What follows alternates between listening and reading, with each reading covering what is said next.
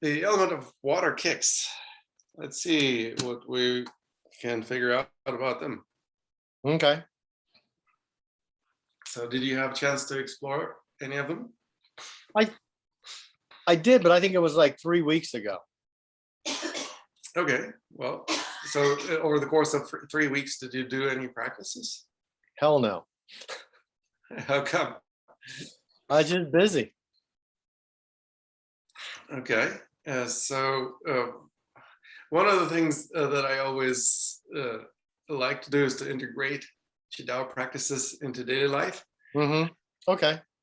So You want me to kick the door closed? Yeah, exactly. So kicking doors, for example, that's one of my favorite ways to open them or Mhm. close, for that matter. For example, if I need to move, I don't know, a small piece of furniture or an object that is to my side, I will do a miniature side kick. It doesn't Okay. have to be fast. It doesn't have to be furious. It can be just precise. Yeah, I don't want to For break instance, any furniture in here. you don't need to move furniture. I don't need to break any furniture. Oh, okay, yeah. Well, breaking is a different story. For example, if it is not furniture, for example, a suitcase. Like I was traveling to Europe, as you know, Mm-hmm. just standing in a airport security line, Mm-hmm. you're waiting for people to go through security and inching closer and closer to that gate. Okay. Well, there are different ways to move the suitcase. My favorite one is to kick it. Mm.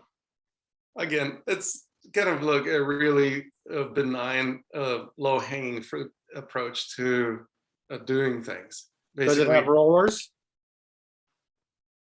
pardon? Does your suitcase have rollers? Well, no, it's my suitcase doesn't really have rollers. It's not really a suitcase proper. It's more like a big duffel bag. A duffel bag. Okay. Yeah. Okay. Yeah. So kicking it obviously was easy a way to maneuver it. As a matter of Mhm. fact, my girlfriend and I both had duffel bags, and so I was kicking for the both of us. You're the It was man. it was a lot of fun. I'm sure the people who were in the line probably were enjoying the video of the duffel bags being kicked. Mm-hmm. The idea is that we learn how to kick, not just because we want to practice like a really high-end martial arts kick. Mm-hmm. We're learning how to project energy. Mm-hmm. For example, if I want to stomp on something with a foot, well, that's the perfect opportunity to use the crescent kick. Okay. I literally can stomp straight down or at a slight angle by lifting the foot and then bringing it down, but dropping the center of mass down at the same time. Mm-hmm. For example, what would you possibly need to or want to stomp upon? Well, it's hard because normally the stumping that I do is I jump in the recycle bin and smash down cardboard so I can get more in. Precisely. Yeah, that's a really good point. But you don't have to do it inside of the bin. You can do it before you put it in the bin. Yeah, that's true, but usually it ends up it's already a mess and I need to do something because my wife just throws stuff in there and doesn't even break it down at all. So she may want to learn how to kick. Maybe, but then she might kick me, so I don't know that I'd appreciate that. Well, that will give you an opportunity to learn how to evade kicks. Oh, okay. Kick evasion is just as important as learning how to kick. So the idea is that downward projection of energy is easy to do with a crescent kick. And the crescent kick is basically like a combination of a front kick and a roundhouse kick. It starts like a roundhouse, but then the foot whips out ahead of the knee. And then drops down. Mm-hmm. And that's a really... And do you unload your other foot? Yeah, I drop the center of mass down by bending the knee of the standing leg. Okay. and I pivot on the ball of the standing foot, at least to some extent. Hmm. I mean, if necessary. If it's not necessary, there is no need to pivot, so that's fine. The pivoting on the ball of the foot is opposite of what we studied in the basic program. That's what we call natural turn. Turn.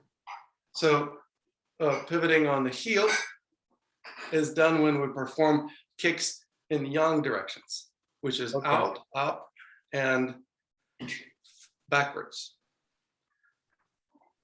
So, I always get confused. Okay. so the heel plants down, or we pivot on it when we perform the movements up, out, and backwards.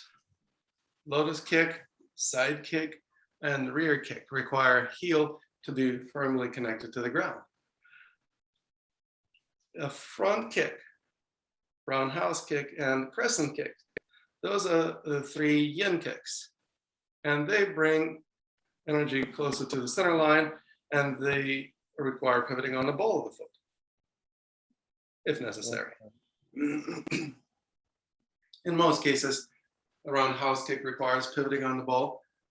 Most times, front kick also does require pivoting on the ball of the foot, and maybe half of the time, crescent kick does.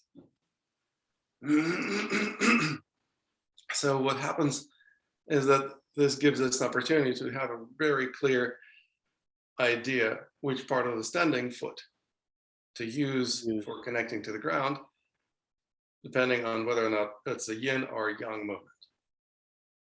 So heel is for yang. Correct.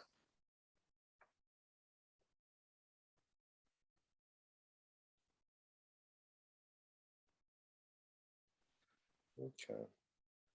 And because many of these movements can also kind of transform or transmute into each other, eventually with practice, we see that, for instance, I may start performing a front kick, but then I realize that I need to turn it into a side kick.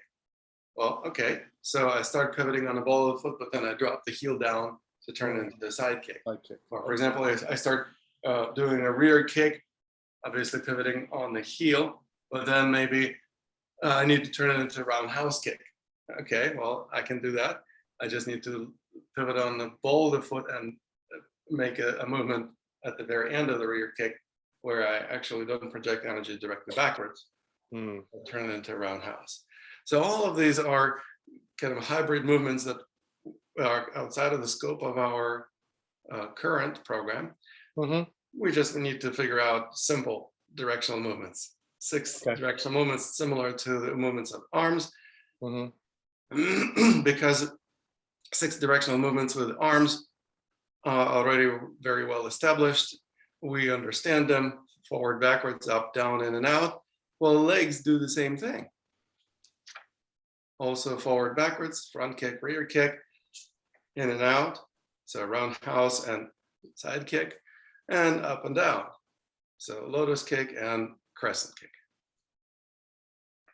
Having this simple 3-dimensional spatial awareness then gives us the ability to project energy pretty much in any direction with ease. But then we realize we don't just study kicks for the purpose of kicking things. We also learn for the purpose of moving our body in relation to our own energy field. Okay. Now that's a really interesting and more esoteric aspects of the study of these kicks. Did you have a chance to look into it? No, I just got so far. Ah, okay. So this is actually something that may blow your mind a little bit, because we kind of understand our holding patterns in the context of a positioning of the physical body inside of the energy field, like an aura or an energy bubble. Okay. And if the physical body is perfectly at the center of its own energy field, that's what we call being centered. So we're neither holding forth, nor back, nor up, nor down. So that's great. But most people are not fully centered. They are not devoid of tension. They have some holding patterns. And so, for example, if my energy field... I mean, everybody doesn't have their heads suspended by a little thread up to the up to the sun? Yeah, in my estimation, most people actually struggle against gravity. Their bones are not aligned, and so they're using a lot of muscular tension instead. Hmm. Well, I agree. muscular tension obviously uh, is not effective as bones.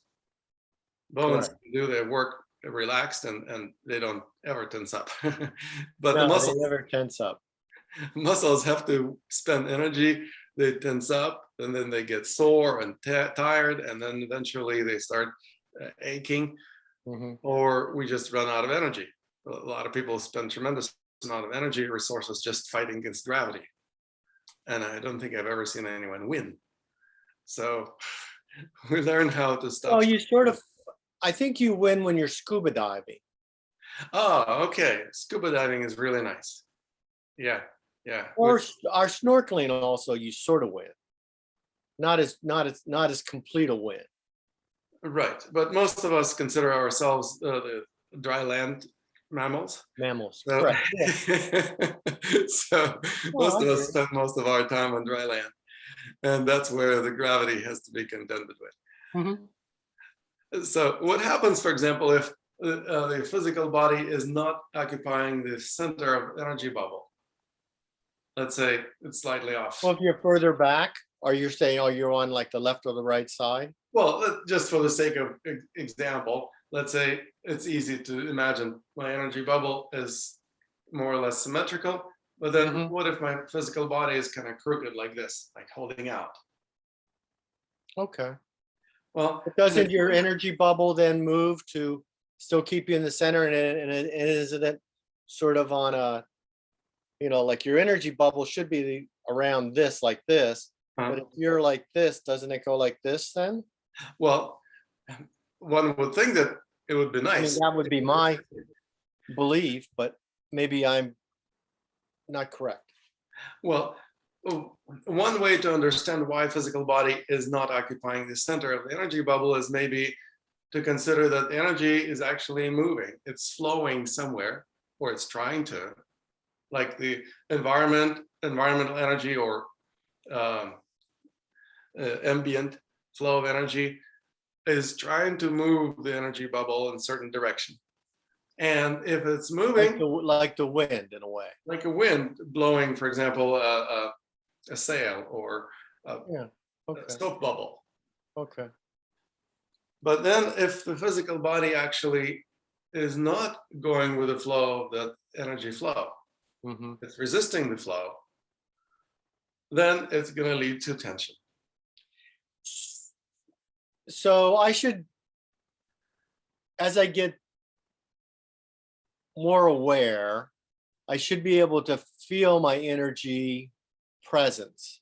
Right now, I'm not aware enough to feel my energy presence. I can feel when I rest my hands on my dantian, lower dantian, I can feel them heating up a little bit, especially if I go, you know, Lunguang point to Lunguang. If I go there, then I feel more. Lao Gong, If I'm Long Guang. Lao Gong.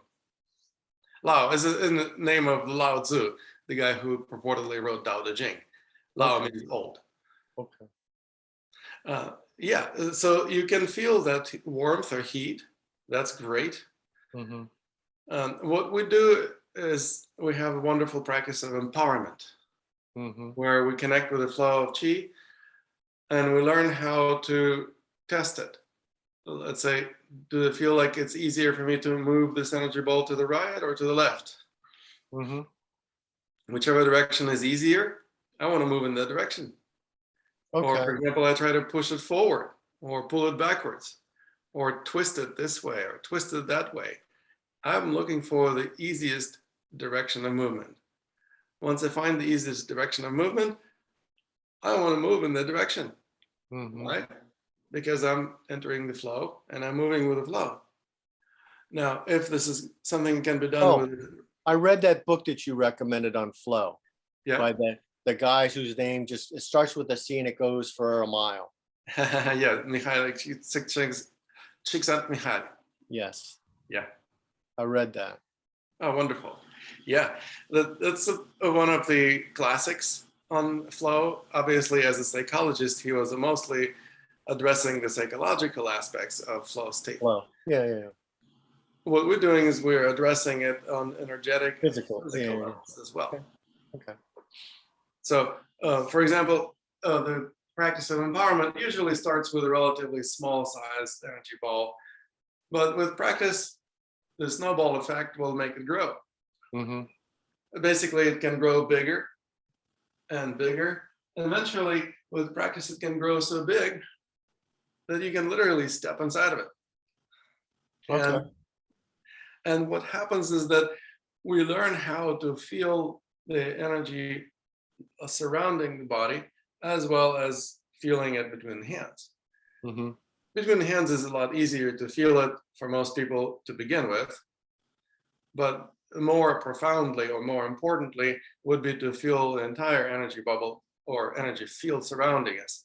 And so then we can actually feel as if like a seaweed moved by energy. Where is it moving me? Is it moving me this way? Okay, let's move in this direction. Or if it's moving me this way, okay, let's move there. For most people, this would be a very strange approach to energy arts. Well, for most energy practitioners, because they think that they need to cultivate energy, they need to manipulate it somehow, direct it in the right direction, send it down for proper meridians, all of this. And what we're learning is to trust that energy knows where to flow. And there are some profound and often not understood reasons why it flows this way versus that way. And our expectations of being always correct as to where we think the energy should flow are almost always frustrated. And so we learn how to stop getting frustrated by simply not developing the expectations and learning how to pay attention instead. And But isn't our energy field, doesn't it overpower all the other energy? Well, I mean, I'm not. It certainly doesn't overpower other energies. We are a rather small, tiny speck of dust in the universal scheme of things. Well, I mean, yeah, but on Earth, though, I mean, we have the energy field of Earth, but the magnetic field, anyways, that penetrates all of us. Yeah. And I don't know if you would feel that if you were on the North Pole, if that'd be any different than if you're on the South Pole, or if you're right in the middle. I mean, I'm just. So magnetic energy is just one of many types of energy. Energy, yeah, I understand. And besides, everything is energy. All the physical matter boils down to everything. Yeah, energy. Okay. And so we learn how to relate to energy more on the universal level, not just separating them into gravity and magnetic field and other types of qi. In Chinese vocabulary, there are many different types of qi. For example, the qi of weather, that's what we call climate, or the qi of the place. Well, that's what feng shui is based on. Feng shui, yes. All these different types of qi, they compartmentalize them, and they develop certain arts dedicated to one particular type of qi. In Qidao, we look at the bigger picture, where different kinds of qi don't have to be constantly compartmentalized. We learn how to see the interconnections between all these energies, and most importantly, we learn how to feel the flow of things, the Tao. Okay. And the flow of things is a powerful thing. Struggling against it usually leads to a lot of discomfort and pain. And we learn how to stop struggling against the flow of things, which is exactly what holding patterns are associated with. In other words, every holding pattern has a certain unconscious strategy dedicated to struggling against the flow, which is kind of a silly idea if you think about it, but we never think about our holding patterns, at least most of us don't. We just develop them unconsciously. Nobody in the right mind want to hold on to the strategy for struggling against the flow. But we do have these unconscious strategies. And what we do is we learn how to make them conscious so that we can actually exercise freedom of choice, whether to keep using them or to let them go or to transform it. And that's something that we can use kicks for. Does meditation help you enter the flow or enter the energy fields better?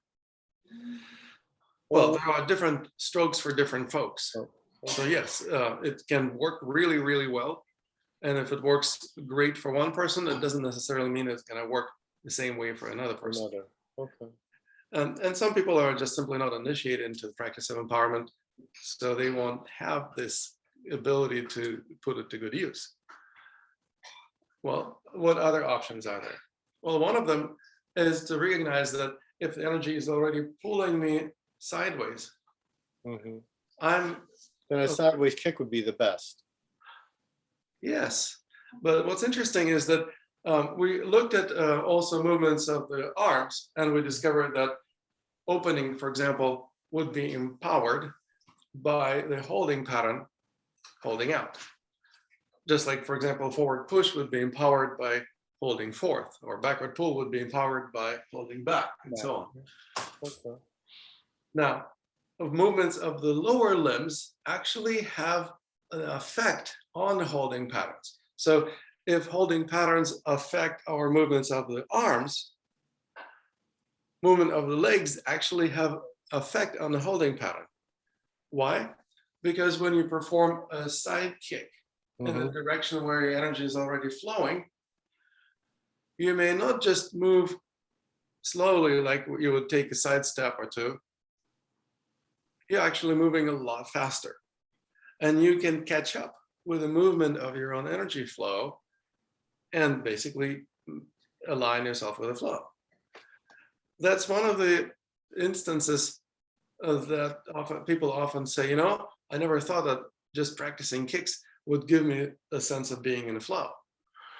But it actually works like a charm, especially if we are clear about what is the specific holding pattern that is requiring a particular kick. Often people don't have just one singular holding pattern. They sometimes mix two or even three together. So we may combine several different approaches.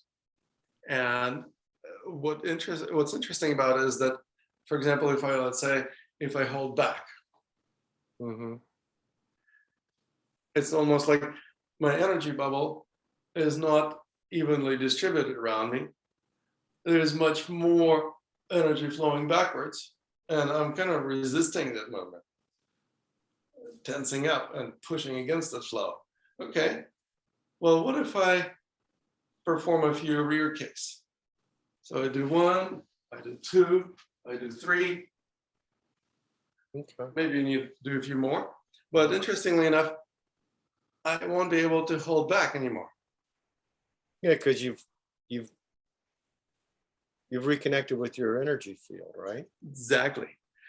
That's the real secret to using kicks to realign with our energy flow.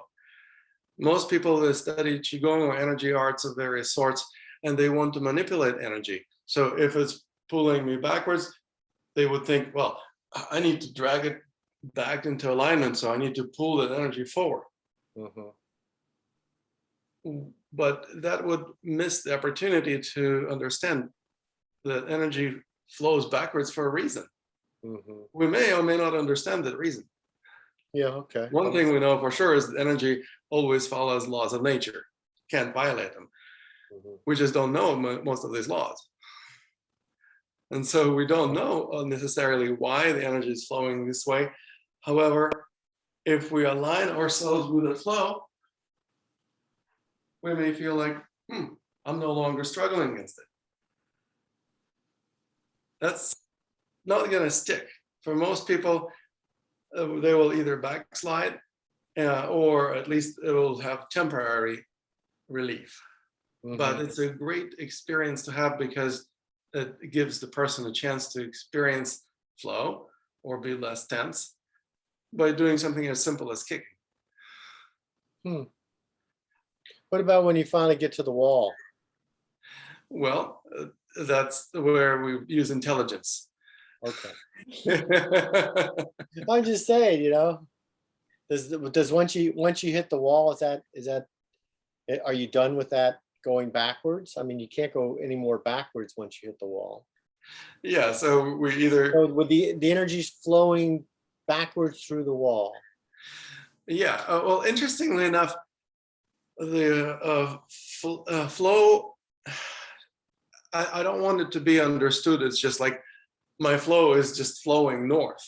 Mhm. And so I just need to keep going north because I will end up on the North Pole pretty soon if I keep doing it. For a The long idea time. is that the energy moves in certain ways in relation to my center. Okay. And how I resist this flow is also relational in relation to my center. So, for example, if I'm, let's say, snorkeling, like you were saying, Mhm. well, I'm in a horizontal position. Mhm. But if I held myself down, for example, if I was holding down, am I going to quit holding down when I'm snorkeling? Probably not. But you probably will have a difficulty staying flat relative to water. You will want to go like this, right? You want to go down. Precisely. Yes.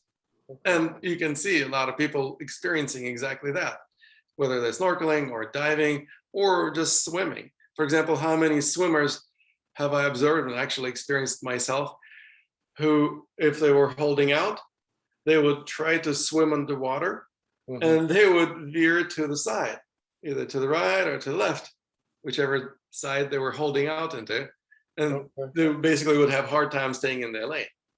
Oh, okay. It's a ubiquitous thing that is easy to observe. It's kind of funny to notice it. Mhm. And the same thing happens, for example, if a person lies down. But say- when they get out, will that change, or will they still be leaning to the left or leaning to the right, or if it's not been addressed, then it will persist. does being in the water, can you address it in the water? If you make yourself swim in the center of the lane, does that address that then? I think that's going to be possible to swim in the center of the lane, but you will have to struggle against your existing tension Tension. Yeah. by tensing up muscles Other side. antagonists. So that will basically lead to twice as much tension. I think that's not going to yield a very good athletic results. So basically, those athletes who are more tense usually swim worse. Mhm. Now, what would be the solution? I would say the solution would be to resolve the holding pattern first, and then test again in water. Yeah. Okay. So the water would be the testing ground, not necessarily the therapeutic intervention itself. Okay. Just like, for example, if the person lies down on a massage table Mhm. or a chiropractic table, Yeah. Okay. often if they're crooked, for example, if they're holding out, they will lie down and they will lie crooked like a crescent moon. Mhm. Almost. And often they don't recognize how crooked they are. If I see the person lying down like that, I ask them, well, do you realize how crooked you are? You're lying really kind of in a semicircle almost. Can you straighten yourself up? And guess what? Most people actually make themselves more crooked when they try to straighten up. It's like basically proprioception is misaligned or off kilter. So basically, it's hard to realign with a straight postural alignment if there is no habit of that. Okay. And so we're learning how to develop this habit, how to find the new normal, and then to return to that new normal as often as possible. One of the ways So to do it, do massage therapists recognize that, and do they do some specific massage to, I guess the other side would be stretch, that side would be tense. So I guess I'd beat on that side. So most massage therapists who have not received my training Hmm. don't address holding patterns. Okay. They often don't even have that as part of their vocabulary. And as a result of that, they may end up stretching. It's like if a person is crooked, Hmm. they'll be like, oh, this person is crooked. Let's straighten them out. And Hmm. so they will grab the shorter side and try to lengthen it Hmm. by pulling in. And that's the worst thing to do. In our advanced program, we have this special module dedicated to doing exactly the opposite. Hmm. We call it the magic of touch, where we touch the muscles and help them relieve tension, not by stretching them, but by actually shortening them. Hmm. And it applies not only to the muscles, but also connective tissue, the fascia. Hmm. And so we do basically the opposite of what most people do. Okay. Most people try to stretch that, which is out of alignment. And we realize, well, just stretching it doesn't address the root cause. We need to address the root causes of why the person is out of alignment. Hmm. And most of those root causes boil down not only to the fascial adhesions or muscular tensions, they boil down to psychological and subconscious strategies, like I mentioned, Hmm. dedicated to struggling against the flow, or certain identity associated with either being fearful or inadequate or aggressive or um, suspicious. Basically all this idiosyncrasies that everybody carries around manifest somatically in a physical body. Hmm. And if we want to address them at a real deep level, we need to do both body as well as mind work. So that's a mind body approach. And it can be mind body, so we address the mind first and then body second, or we can do the body first and then address the mind. So the kicks, for example, are the body mind approach. They address the body first, they move, and then we start addressing what is it going on in the mind that would facilitate the experience. And so basically, we want to make sure that we don't just try to fix something on a superficial level, just in terms of symptoms. Hmm.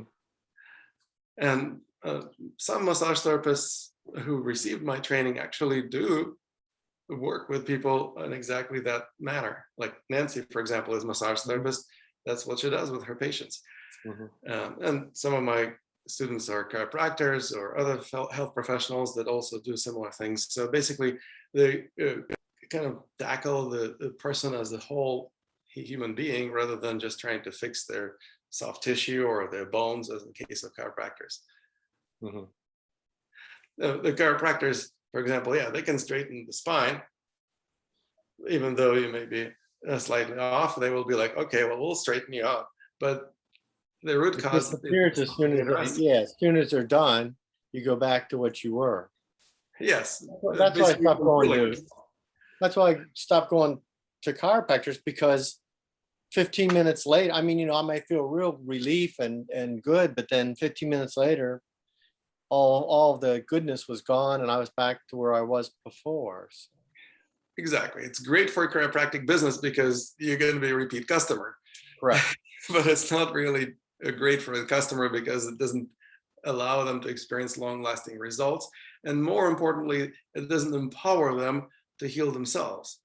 It's just somebody doing manipulation on your body.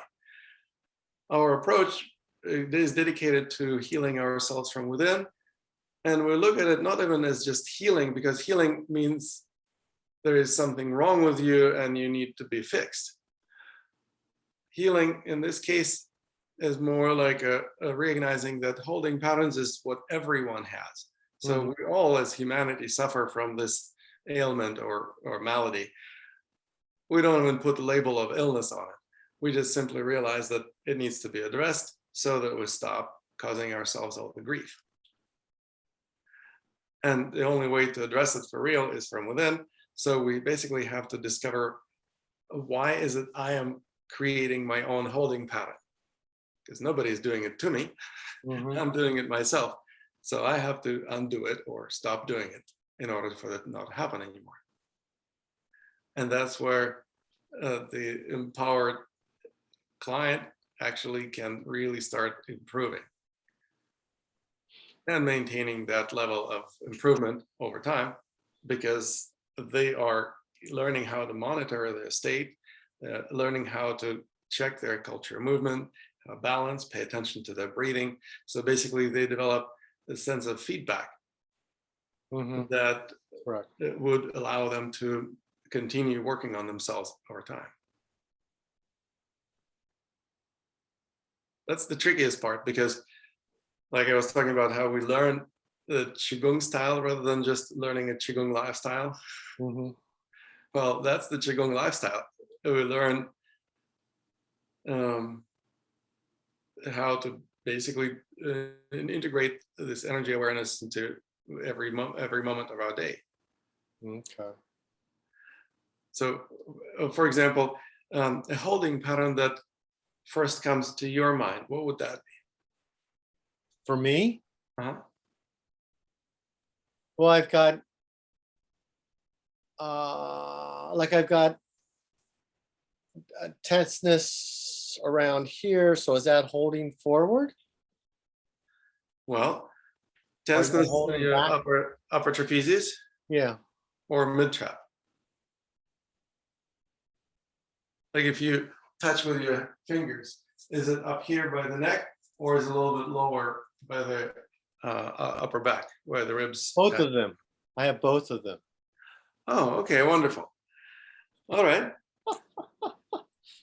So holding forth, as I mentioned. Hmm. Well, let's experiment with it. If you check the status of tension in those muscles that you just mentioned, or I mentioned, the mid trap and Hmm. upper trap, and see if you can increase it a little bit more.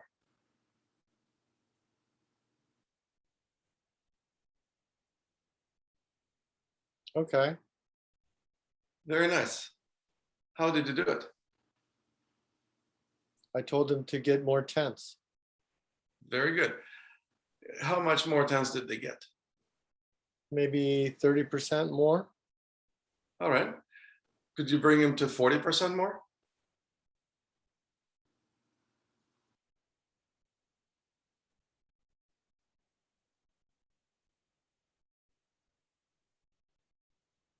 Maybe. This is more than it was. I don't know if it's 40%. Okay. So basically, what you're doing is you're consciously creating tension that you previously did unconsciously. Hmm. Since you're doing it consciously, you're probably going to get really sick and tired of holding it very I'm going quickly. to release it. Yes. And when you're ready to start releasing it, let's make sure not to just drop it like a hot potato.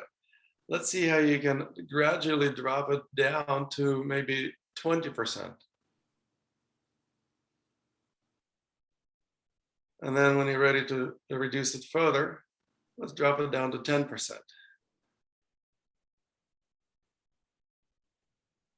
And from there, let's drop it further down to 5%.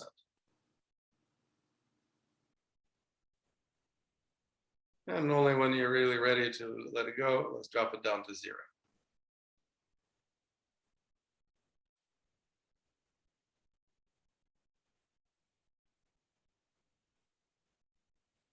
Interesting. Yeah, My arms just keep moving, or my arms keep moving just backwards. isn't it fascinating? Yeah, it is. I'm standing on my feet, so I noticed how much my weight was shifting backwards, Hmm. even though I didn't really notice how much it was forward when I was also doing what you were doing to yourself. I was kind of emulating that. Hmm. And then as I was releasing steadily, step by step, I noticed how my weight just dropped more and more into the center of the foot. Hmm. Now that's what we call principle of grounding. But Hmm. obviously it also is associated with just general relaxation of the torso. Okay. Now, is it easier to breathe with less of the tension? Yeah, of course. That's what we're looking for. We're looking for the feedback mechanism. we of course can take it for granted. Yeah, obviously it's going to be easier to breathe. Or we can actually use it as a feedback tool, Okay. because then we can actually become really precise and develop discernment as to our minute tensions, so that when we release the tension to a certain degree, you may have like an appreciable sigh of relief, or just notice how easy it is to breathe. Hmm. And in most cases, it's going to be a lot healthier breathing than any breathing techniques taught by any teachers or any schools, Okay. because it's going to be natural. And what can be healthier than natural breathing? So that's the secret to why I don't teach just breathing techniques. Because if you hold tension and it obstructs breathing, trying to breathe right will be difficult. It will require actually making more effort to breathe right. And it may look right, but actually it is only achieved by tensing up against the existing tension. Basically, you end up with twice as much tension. So it's not going to be an organic, natural breathing. And often it adds insult to injury, so to speak. That's why in China, so many Chinese practitioners of Qigong actually end up with what they call qi deviations. They literally shoot themselves in the foot by doing these exercises and other breathing techniques and Qigong moves religiously, without understanding that they're actually struggling to do it naturally. And so instead of natural, they end up with contrived thing, and that never is as healthy. Never is good. Okay. That makes sense. So another thing that would be really good to explore is if you can stand on your feet, we can actually see how much easier it would be, for example, to make a front kick if you hold forth, as compared to when you don't hold forth.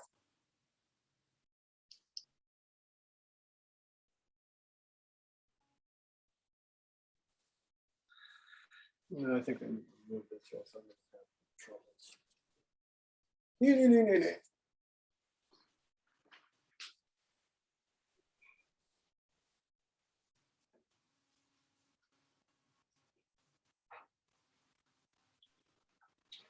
So I guess I need this too.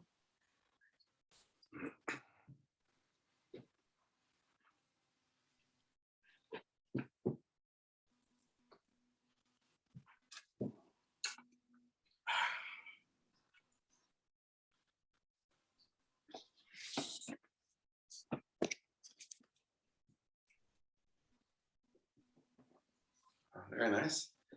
Computer goes in the treasure box. Hmm? Computer goes on the treasure box. Yeah, pretty much.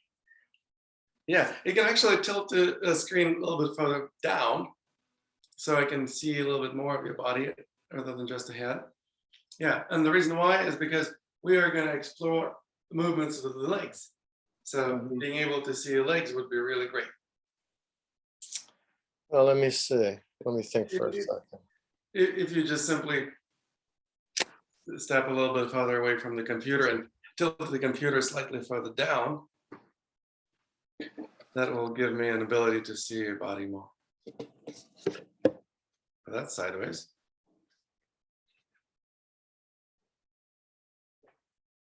Yeah, but this is sideways, man. Oh, what can I do?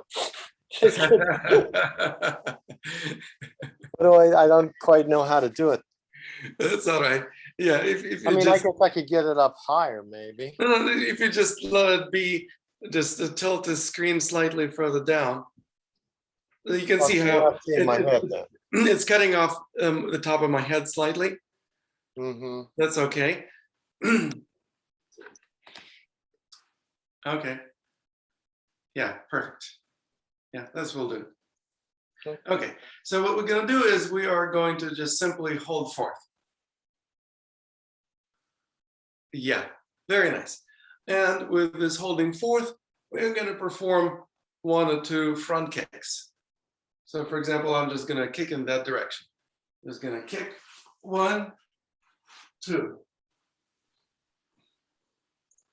And check your holding pattern and notice how different it is from that initial holding forth. All right. So the front kick is like you're kicking the door. Like you really want to kick the door through. Like boom, boom. Yeah, there you go. There you go. Nice. And all of a sudden, notice how your holding pattern is different. Mm-hmm. I'm not moving forward anymore. It's really hard to hold forth when you do front kicks.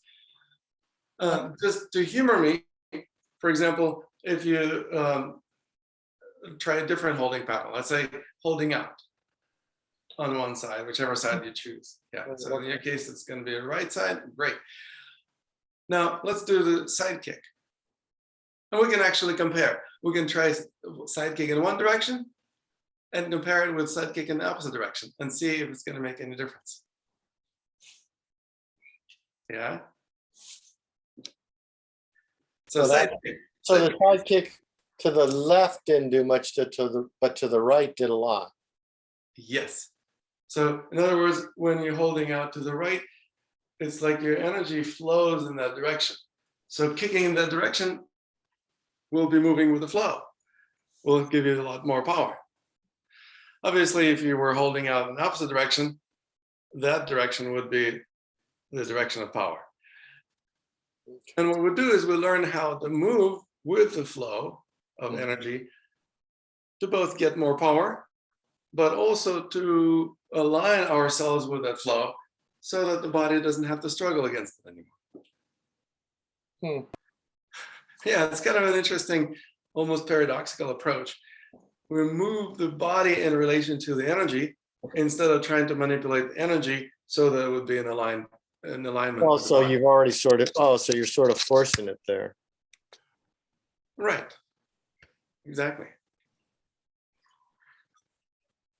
And that's kind of the epitome of Qidao approach to a lot of things. Okay. Energy is flowing in a certain way. Instead of trying to resist it or try to manipulate it to flow some other way, we actually want to understand why it's flowing this way. In a way, aren't you manipulating it? Because when you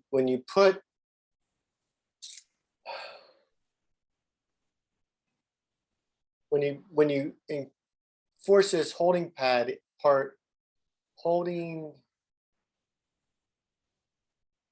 on your body, and then you go to that point, you're sort of manipulating it, though, aren't you? Then, well, in a sense, you're acquiescing. If the energy is, well, you're good. Yeah, you want to go that way, so you put a holding pattern, and then you go.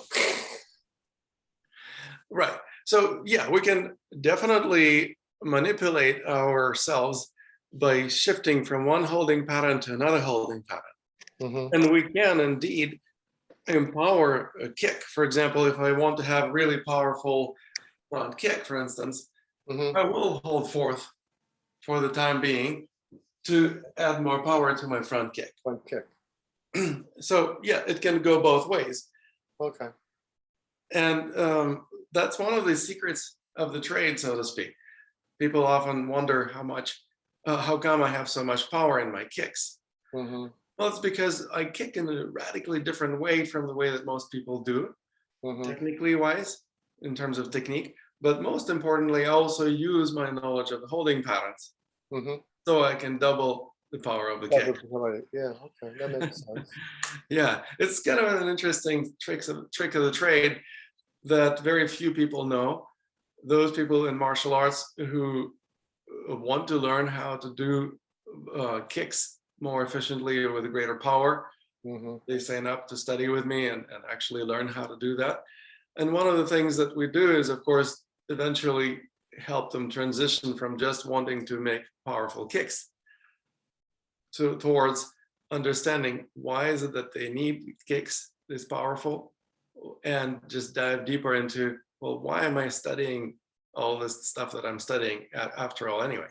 Mm-hmm. And so basically, many of those students of mine who've been studying with me for years, they started by learning how to make greater kicks or double the power of their punches.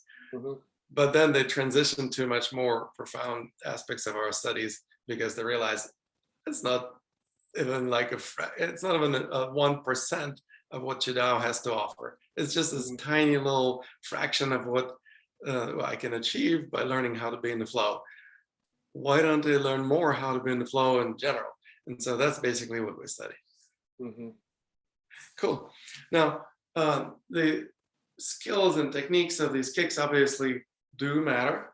So in our basic program, we've learned how to make roundhouse kicks, front kicks, and lotus kicks. And we did those with the knees. Mm-hmm. And obviously now we're learning how to send waves past the knees and to the feet. Yeah. So the same roundhouse kick can be done with a foot. The same front kick can be done with a foot. And the same lotus kick also can be done with a foot. So the energy reaches not only the knee, but goes past the knee into lower leg and eventually into the foot.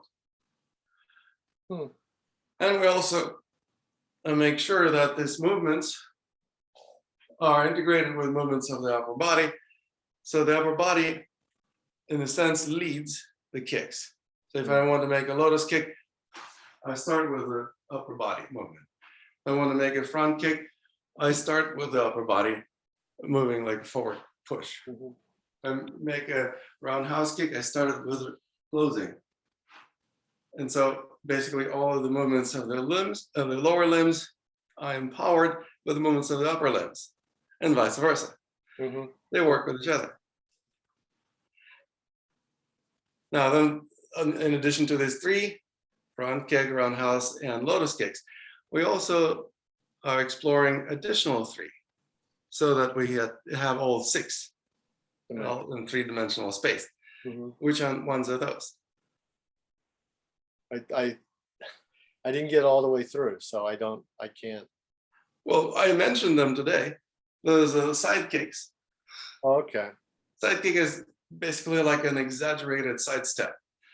We studied natural steps, just stepping as if we're stepping over a ledge or a curb. Well, what if it's not a ledge? What if it's like a chair? Well, so for example, here, I don't know if you can see it, but there's a chair here. So I don't want to kick the chair. So I need to lift foot higher, and then I can step over it. So lift the foot higher and step over the chair. Well, that's basically how the side kick is different from the side step. If I don't have the flexibility to move the foot over the back of the chair, fine, I'll move it over the seat of the chair at first, or the stool, whatever. So same idea. I lift the foot and I move sideways at the height of the seat or a little bit higher. And you can totally see how my body tilts away from the kicking leg. So it maintains some degree of stability and balance because I lean back away from the kicking leg. And then the arm on the same side of the body performs an opening. It's a half-baked opening. It's not like a full-fledged opening. So I can make a movement as if I'm starting an opening, but then I actually make a side kick. Yeah.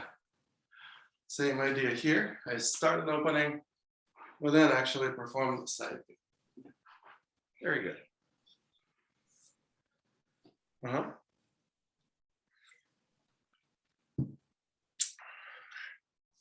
If there is any imbalance between the right and left sides, or holding pattern called holding out, obviously kicking in one direction will be easier than kicking in the other direction. So we can also use this as a diagnostic method to find out if we have any holding patterns. But then, as we're learning how to kick in the direction of greater ease, it will actually help us On the other side. rebalance our holding pattern. Mhm. So great. We basically use the same tool for both diagnosis and treatment, so to speak. Hmm. Now, the same thing, for instance, the rear kick. It starts with a backward pull with one hand, but then I'm actually going to kick with opposite leg. Mhm. I don't have to perform a full-fledged backward pull. It's just almost like an idea. I'm going to just look over my shoulder and start tilting my body slightly away from my target, because then I will be able to send the opposite foot to perform the kick. So that's kind of an interesting detail. I step with one foot towards the target, and I may need to turn my heel towards the target so it would be really behind me. Mhm. But then I kick with the other leg. Oh. So I step, kick. Yeah, the rear kick is not quite the same as a side kick, even though they may feel sometimes similar. And the difference is because the knee stays pointing more or less downwards when I do rear kick. So rear kick in So some if you're- martial arts is referred to as the mule kick. It's basically directed backwards, not sideways. And the knee points more or less downwards.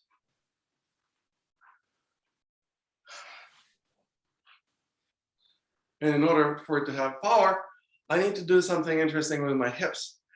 I need to really thrust my hips in the direction of the target.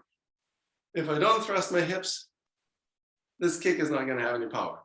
Or whatever power I will derive, it will be force of just the leg strength. Instead of yeah. Yeah, I want to use the power of the whole body.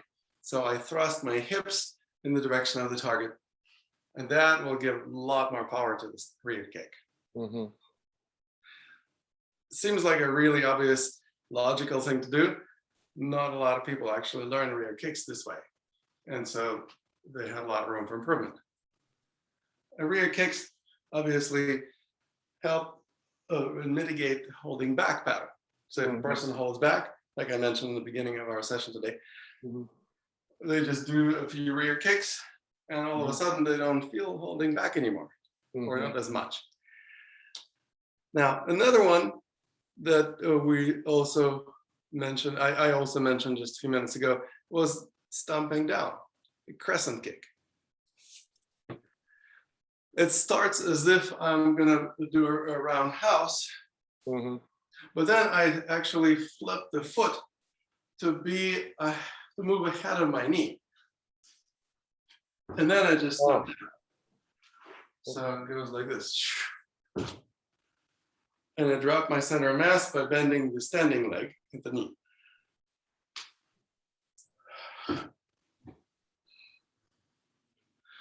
And of course, it goes hand in hand with another holding pattern, holding down. As a matter of fact, just looking down at the target will kind of trigger that holding down pattern momentarily. And if the person holds down, it'll be very easy for them to do this crescent kick because it's the most natural movement for their body. They're already going downwards with the energy, so the crescent kicks will be powerful and effective, but it will also help them snap out of the holding pattern after a few moves. Yeah, very nice.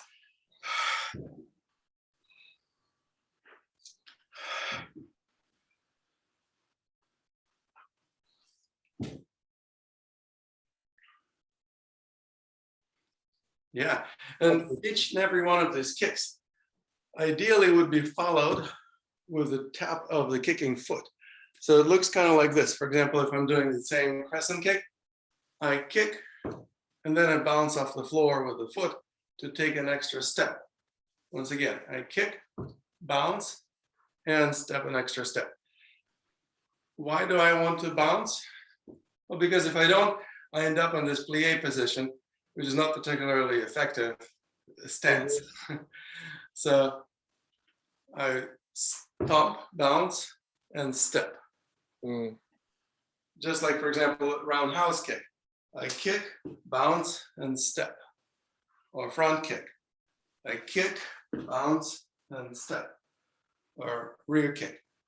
I kick, bounce, and step. Or side kick. I kick, bounce, and step. So basically all of these movements, ideally, all of these kicks ideally would be followed with a tap and bounce. Kick, bounce. That bounce is like the Chidao secret sauce. Okay, secret sauce. Oh, absolutely. It gives you the freedom of movement after the kick. Mm-hmm. A lot of people who practice various types of martial arts, when they learn how to kick, they end up encumbered with their own kicks. It's like, for example, if a person is doing a side kick, often they go, oh, and they're kind of stuck. They're overextended actually. Right. Basically, they can't move. they are stuck as a result of being either overextended or kind of feeling glued to the floor momentarily. Mm-hmm. Well, what's the way to mitigate that? Well, simply getting unglued, bouncing away from the floor with that same foot that just performed the kick. It also develops the habit of not being stuck. Even if I don't have to take an extra step, fine. But I at least have the habit of not being stuck after the kick. That means I can also follow up with whatever movements I need to, even if it is not a martial arts purpose of the kicking. For example, if I'm just making a kick for the purpose of addressing my holding patterns. Great, so I can make another kick, and another kick, and another kick, so I can basically repeat this movement several times because I'm not stuck. Okay. Cool. Well, that kind of rounds up, for the most part, what I wanted to explore today in regard to cooking. Do you have any questions about it? No. I just hope the other students, when they see this, know that I tried.